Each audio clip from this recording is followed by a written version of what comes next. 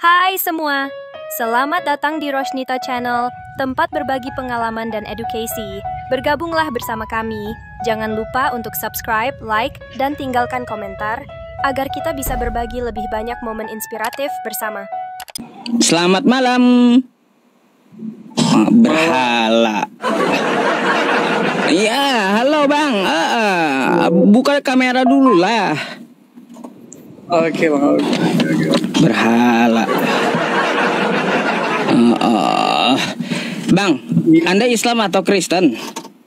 Kristen lah. Oh, Anda naik mau nanya atau mau ditanya nih? Apa ya? Tanya dulu lah. Silakan.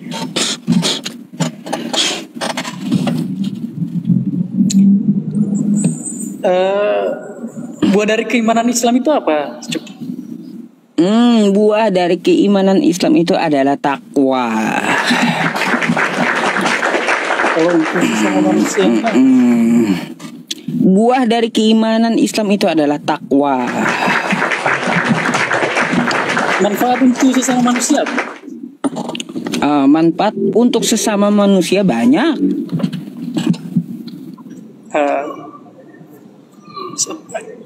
Apa? Biasa salah satunya. Maksudnya kayak gimana? Ya, salah satunya bermanfaat untuk manusia lah, sesama gitu. Dari agama bermanfaat untuk sesama manusia. Keimanan. Oh, dari buah keimanan. Terus nanyanya yang jelas Bang. Salah satu manfaat untuk sesama manusia apa? Lah, kalau untuk masalah sesama manusia, kita saling menyayangi, saling mengasihi, kan kayak gitu, ya. Dengan sesama manusia. Itu buah iman. Adab. Terus Mengasihi dalam hal? Kenapa? Mengasihi dalam hal apa? Ya semuanya. Mengasihi dalam hal Semuanya. semua apa? Apa aja yang perlu dibantu gitu. Itu dalam Islam istilahnya muamalah.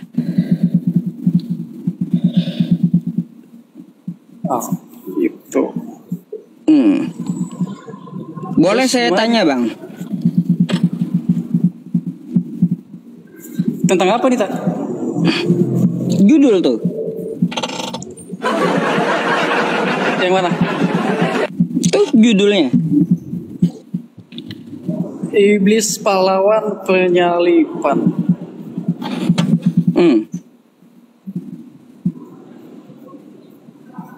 Terus?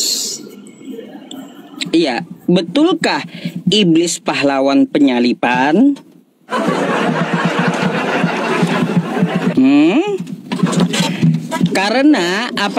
Karena apa? Iblis membisikkan sesuatu dan merasuki si Yudas. Sehingga Yudas mengkhianati Yesus. Kayak gimana tuh? Coba kalaunya tanpa andil iblis, Bang, gini, tanpa andil iblis nggak akan terjadi penyalipan. Terus dianggap jadi pahlawan gitu. Lah, ya gimana menurut Anda? Makanya saya bertanya gitu. Apa gitu status iblis di Kristen yang telah merencanakan dan membantu penyalipan, membantu penebusan dosa gitu.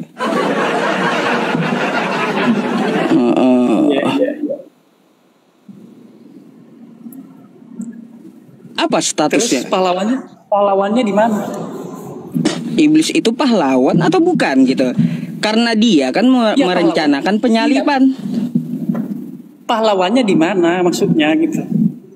Ya iya, berkat iblis ya membisikkan ke Yudas. Akhirnya Yesus tersalib. Dia membisikkan apa? Loh, nggak dijelaskan di kitab Anda. Nih kitab Anda ya. Coba kita buka. Iya.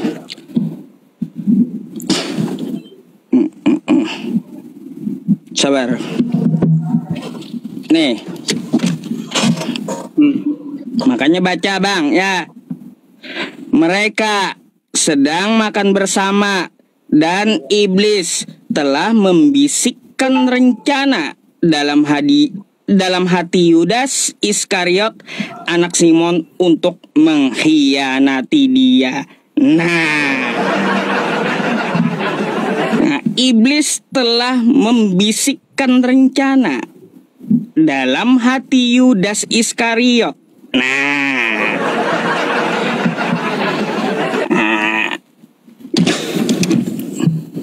gimana tuh? Bisikannya jahat apa baik itu? Kan gak dijelaskan. Tujuan bisikannya itu baik apa jahat? Iya. Yesus Bisikannya ya apa, bakal bisikan? disalibkan kayak gitu, betul? Iya, bisikannya apa bisikannya? Loh, Anda nanya, saya pun bertanya kepada Anda bisikannya apa? Saya bukan hidup di zaman Yesus.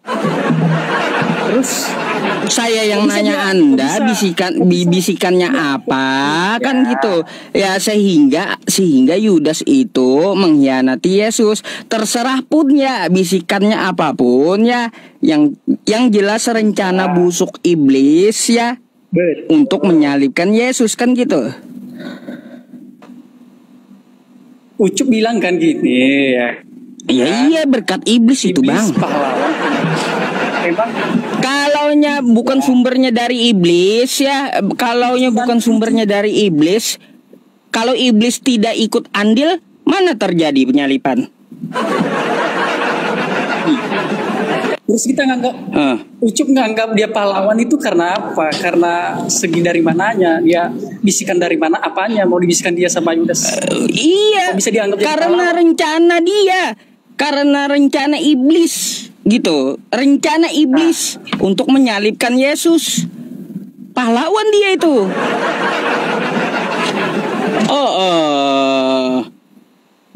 Ya bisikannya seperti apa? Bisikannya seperti apa? Kok bisa sampai disalibkan gitu? Hingga sampai dianggap jadi pahlawan. Iya itu dia yang punya rencana, maka dia pahlawan gitu. Aneh juga abang ini. Iya, dia bisikan. Ya kan? Dia bisikan. ke Yudas mulai Iskariot, macet ya kan? teman-teman, mulai macet. Bisikannya apa? Nah, muter-muter aja udah abangnya. Ada. Bang, muter-muter aja bang. Ucup anggap iblis itu pahlawan ya kan? Ucup anggap iblis itu pahlawan. Kan? Sekarang gini, terjadi Emang Ucup nggak tahu? penyalipan tanpa Tahu bisikannya iblis? apa? Jawab dah. Coba Ya, bisa saja Jawab. terjadi. bisa Bisa saja saja. terjadi. Kayak gimana caranya? Dengar ya Ucup ya. Dengar Ucup ya. Segala perbuatan yang jahat itu ya semuanya rencana iblis. Jadi di mana pahlawannya dia? Lah, Nah, lah. iblis itu ya telah berjasa merencanakan untuk Anda menebus dosa. Ya, perbuatan penyalipan itu jahat apa baik?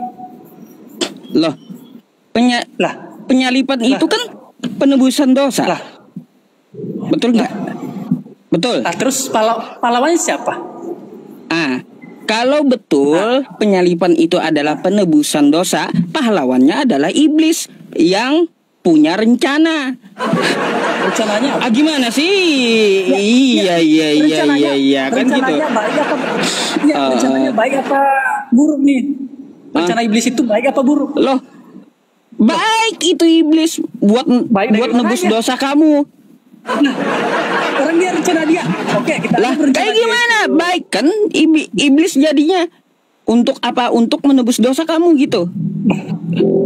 Nah, terus pahlawannya di mana? Siapa? Lah, Lah, kan kayak gitu ya teman-teman. Stuck baik apa bang. Stuck Iya, ada. tujuan iblis itu baik apa buruk? Udah nggak mampu bang, Anda bang ya stuck. Gimana?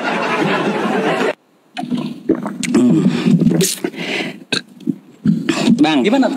Cuk. Udah ada yang mau Anda sampaikan? Kristen antri di bawah banyak gitu. Saya kasih waktu buat mereka. Tadi kan Ucup bilang buah-buah apa, buah keimanan itu gimana, tapi yang tergambarkan sekarang ini kayaknya nggak seperti yang Ucup bilang ya. Jauh. Udah?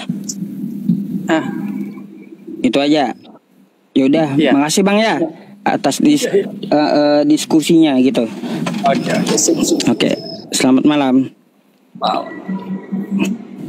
Puyeng saya muter-muter.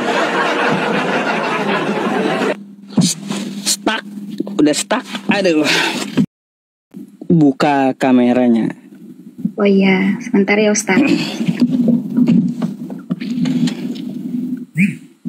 Oke. Sudah. Mbaknya mau bertanya atau mau ditanya nih? Ya Ustadz, saya mau bertanya terlebih dahulu ke Ustadz dan teman-teman semua. Konsep iblis itu menurut Ustadz itu apa? Apakah iblis itu bertentangan dengan ajaran kita atau dengan ajaran Ustadz? Apa sejalan? Baik.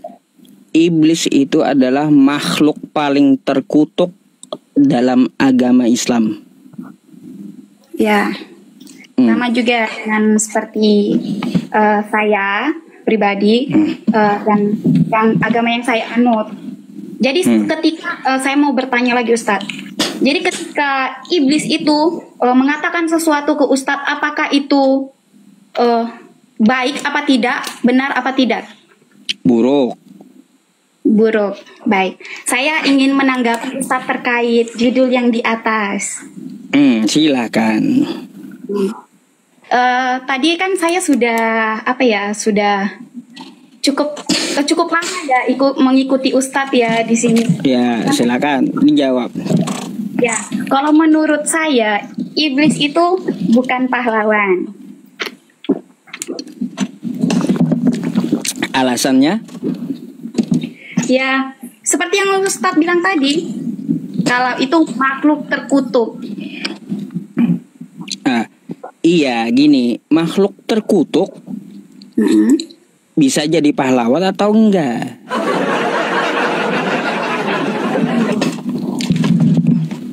Kan gitu. Ya, menurut saya tidak. Seperti yang sudah disampaikan pada Yohanes 3 ayat 16, karena begitu besar kasih Allah akan dunia ini, sehingga ia mengaruniakan anaknya yang tunggal, supaya setiap orang percaya padanya tidak binasa. Mbak, kan tertulis di kitab Anda kayak gitu. Ya. Iblis merencanakan bisikan kepada Yudas Iskariot untuk mengkhianati Yesus. Nah, di sini ada andil rencana dari iblis. Ya. Apakah iblis ini adalah pahlawan bagi penebusan dosa di tiang salib?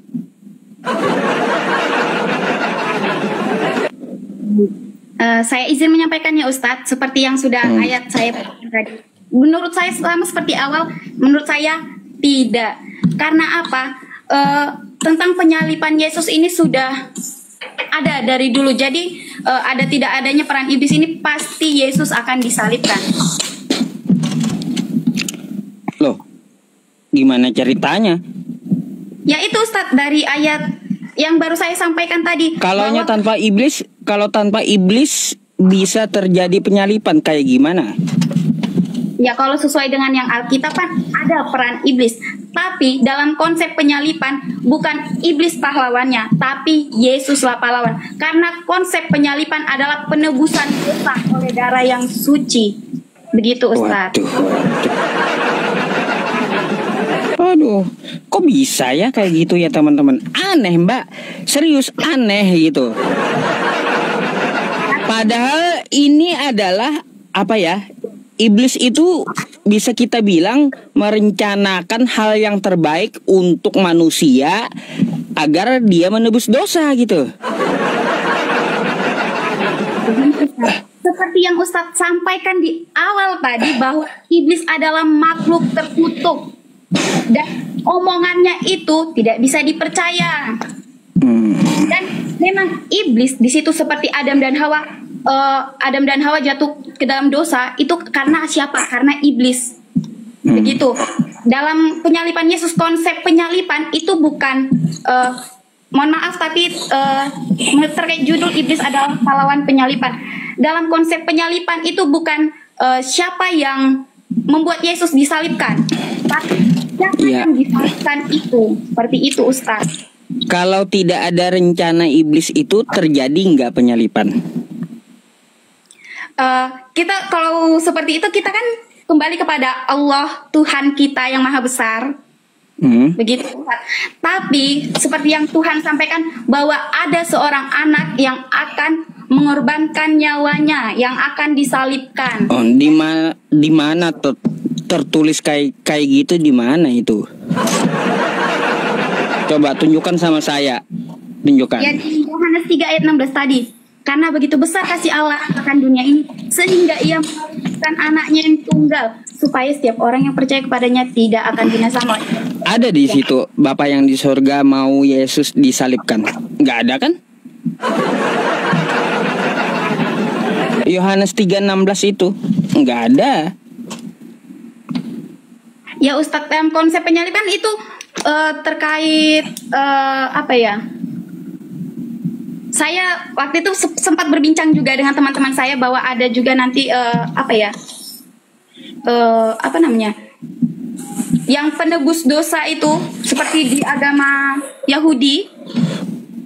Cuman bedanya di Yahudi itu kan mereka tidak mempercayai bahwa penyelamat itu adalah Yesus. Mereka masih menanti-nanti adanya masih menantikan penyelamat. Sementara di Kristen, Protestan dan Katolik itu percaya dengan adanya penyalipan Yesus, bahwa yang diminta untuk dimintai anak Allah yang turun itu adalah Yesus. Aduh, kemana-mana ya. Iya teman-teman, ini gara-gara netizennya rekomendasi judul ini, kepala saya jadi sakit seminggu ini. Puyeng saya dengar jelasin mereka ya, penjelasan mereka itu bikin saya puyeng teman-teman. Ini malah menyuruh mengangkat tema ini. Saya sakit, kepala saya. Mbak, gini aja dah, kesimpulannya kayak gimana?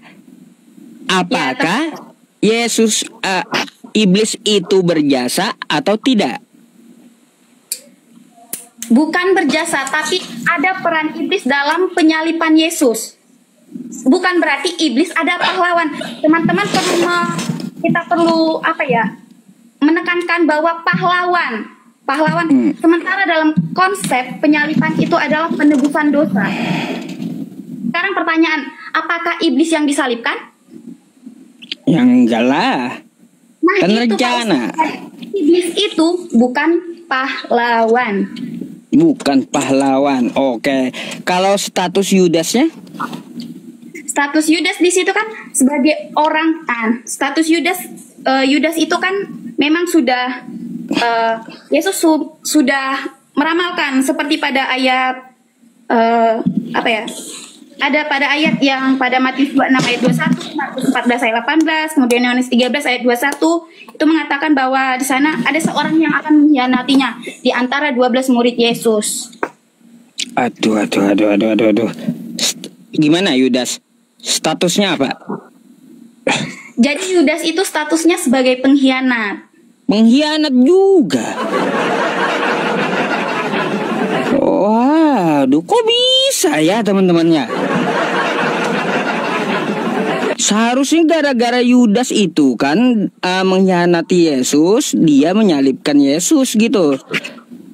Kok bisa dibilang pengkhianat? Aduh, Ya, kenapa? gimana? Pahlawan atau bukan ya Yudas ini? Kita kembali lagi ke penyalipan, Ustadz. Karena konsep penyalipan itu adalah siapa yang menebus, yaitu Allah, dan penebus itu dia adalah yang suci dan tidak berdosa, Ustadz. Seperti yang disampaikan pada Yohanes 19 ayat 4. Saat Yesus diadili, itu tidak ditemukan kesalahan apapun pada Yesus.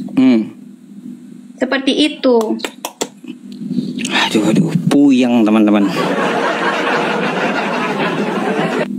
Gimana status iblis ini ya? Mbak, coba saya tanya satu.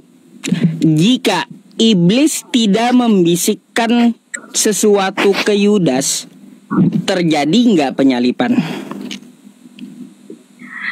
Ustadz, sekarang begini.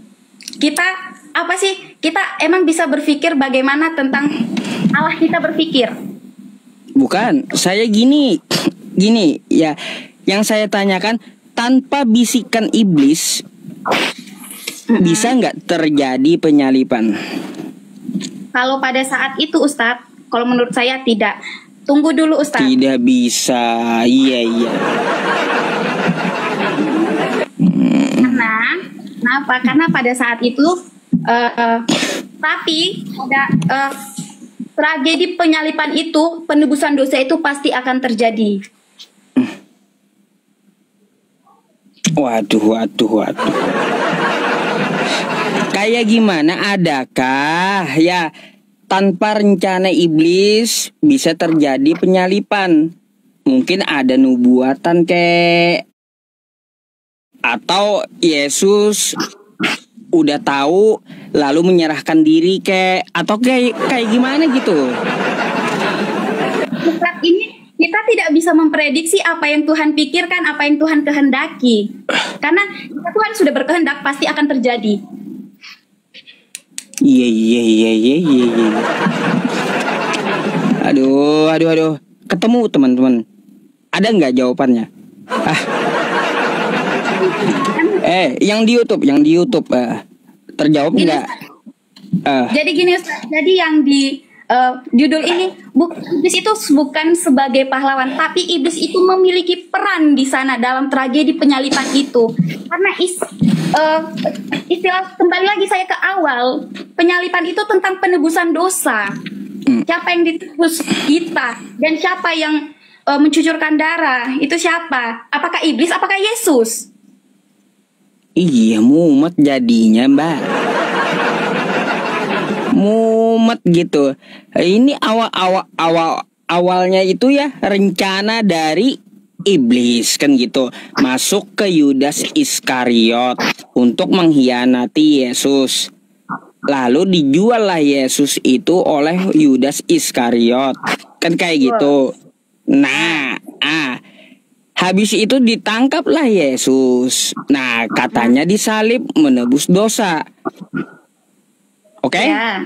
Nah, jadi di sini Yudas dan iblis itu berjasa atau tidak? Ya Ustadz, di situ berjasa bukan dalam hal mereka mengambil peran. Di sana mereka memiliki peran, tapi bukan sebagai pahlawan. Oh, coba kalau nggak ada iblis dengan Yudas, nggak terjadi penebusan dosa. Gimana? Kita menentang Tuhan. Berarti kita menentang kehendak Tuhan. Sementara hal ini sudah terjadi dan akan terjadi. Sementara kita garis bawahi Ustadz bahwa penyalipan ini sudah terjadi. Kita nggak bisa mengulang lagi hal itu terjadi lagi. Nggak bisa, karena hal ini sudah terjadi, sudah berlalu dan kita bahas. Hal ini kita prediksi akan datang. Oke, lalu bagaimana kita cari solusi? Itu oke, tapi ini hal yang sudah berlalu. Mbak ini cuma menekankan iblis ikut andil gitu, ikut membantu teman-teman. Cuma tidak sampai disebut pahlawan kata mbaknya gitu. Kesimpulannya kayak gitu teman-teman. Kayak gimana? Kalianlah yang nilai ya. Udah ada jawabannya ya. Tuh jawaban dari mbaknya ya teman-teman. Oke. Ada yang Anda tanyakan kepada saya, Mbak? Nggak ada sih Ustadz. Saya cuma mau bahas ini aja, soalnya dari tadi saya sudah nonton, sekalian saya belajar lagi gitu loh Ustadz. Oke. Kalau gitu saya izin gantikan dengan Kristen yang lainnya ya. Baik Ustadz, terima kasih Ustadz. Assalamualaikum. Terima kasih.